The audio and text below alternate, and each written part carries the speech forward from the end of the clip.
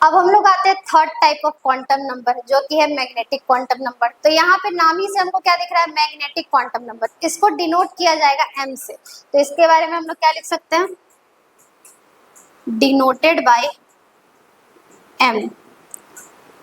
अब ये किस चीज को बताता है, जैसे प्रिंसिपल क्वांटम नंबर जो होता था वो साइज को बताता था, एज़ीमुथल क्वांटम नंबर जो होता था वो शेप को बताता था।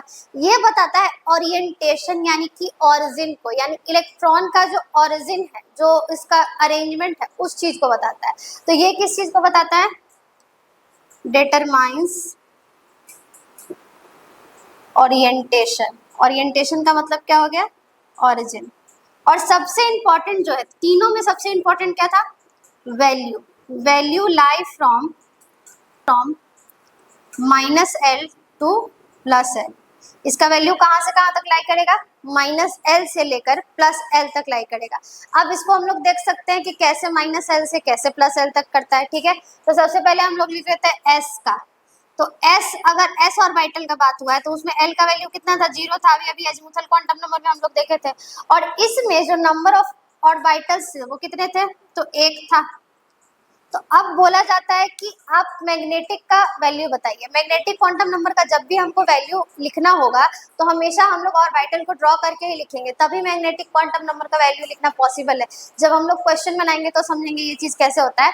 तो हमेशा अभी के लिए हम लोग क्या समझते हैं कि जब भी हमसे मैग्नेटिक क्वांटम नंबर पूछा जाएगा तो हम लोग बॉक्स को यानी कि ऑर्बिटल को ड्रॉ कर लेंगे। ठीक है, तो S में कितना ऑर्बिटल होता है, एक ऑर्बिटल होता है according to the formula 2l+1। ठीक है, तो इसमें एक ऑर्बिटल होता है तो इसका वैल्यू भी कितना होता है, 0 होता है, क्योंकि -0 से +0 तो कुछ होता नहीं है। तो एक ही ऑर्बिटल है जिसमें m का वैल्यू भी कितना हो जाएगा, 0। अगर हम बात करते हैं दूसरा, ये था पहला कौन सा, S का। अगर हम बात करते हैं p ऑर्बिटल का, तो p ऑर्बिटल के केस में l का वैल्यू कितना हो जाएगा, 1।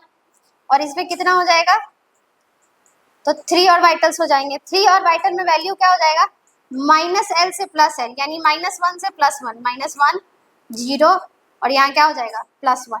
फिर अगर हम बात करें D का, तो D में L का वैल्यू कितना हो जाएगा, 2। यहाँ पे अगर हम लोग ऑर्बिटल ड्रॉ करें तो 5, 1 2 3 4।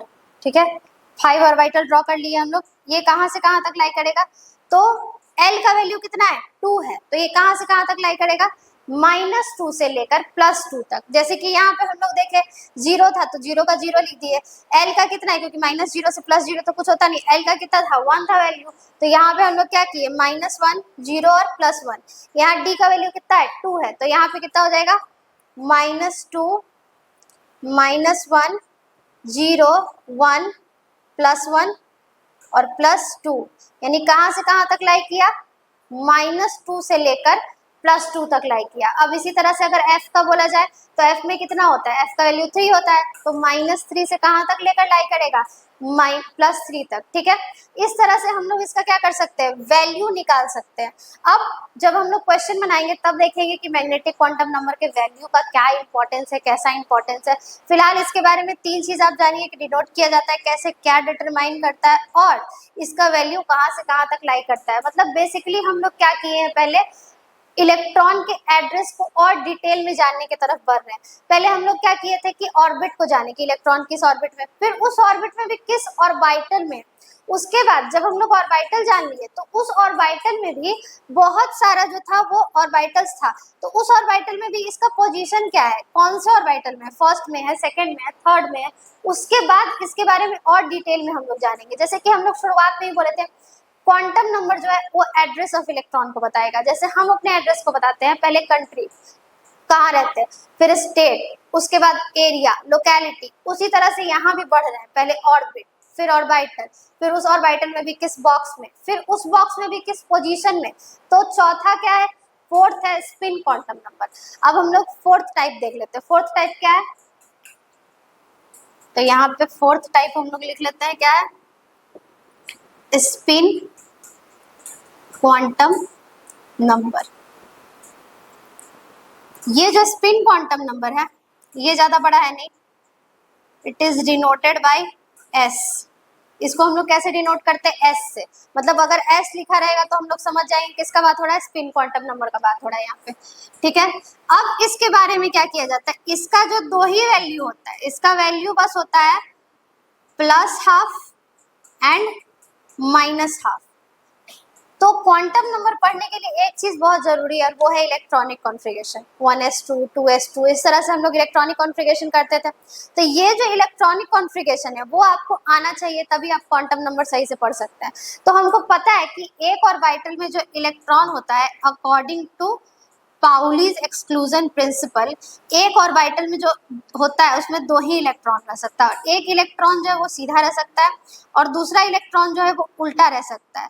तो इसको हम लोग कहते हैं कि एक रहता है क्लॉकवाइज और दूसरा रहता है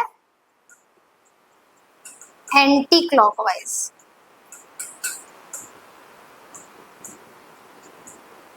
एक ऑर्बिटल में कितने इलेक्ट्रॉन रह सकते हैं? दो ही इलेक्ट्रॉन रह सकते हैं। जैसे कि यहाँ पे हम लोग लिखते हैं एस में, तो एस में कितना इलेक्ट्रॉन रह सकता है? तो दो रह सकता है, क्योंकि एस में कितना ऑर्बिटल है? एक ऑर्बिटल है। तो एक ऑर्बिटल में कितना इलेक्ट्रॉन रहेगा? दो रहेगा, एक सीधा और एक उल्टा। फिर हम आते हैं पी में, तो पी में टोटल कितना ऑर्बिटल है? तीन है, और एक में कितना रह सकता है? दो। तो तीन में कितना रहेगा? 6 इलेक्ट्रॉन रहेगा। तो यहाँ पे 6 इलेक्ट्रॉन रहेगा, तो कैसे बढ़ेंगे हम लोग? 1 2 3, उसके बाद फिर उल्टा भरना शुरू करते हैं एंटी क्लॉकवाइज। तो ये था पाउलीज का एक्सक्लूजन प्रिंसिपल, जिसमें बोला गया था कि आप कभी भी इलेक्ट्रॉन को एक ही साइड से नहीं भर सकते। एक अगर क्लॉकवाइज है तो दूसरा आपको कैसे भरना पड़ेगा? एंटी क्लॉकवाइज भरना पड़ेगा, ठीक है, स्टेबिलिटी को गेन करने के लिए। क्योंकि ये जो होता है क्लॉकवाइज, इसका वैल्यू होता है प्लस हाफ, और जो एंटी क्लॉकवाइज है इसका वैल्यू है माइनस हाफ। अब आप इसके हिसाब से उल्टा भी ले सकते हैं, जैसे आप क्लॉकवाइज को माइनस हाफ लेते हैं या फिर एंटी क्लॉकवाइज को प्लस हाफ लेते हैं।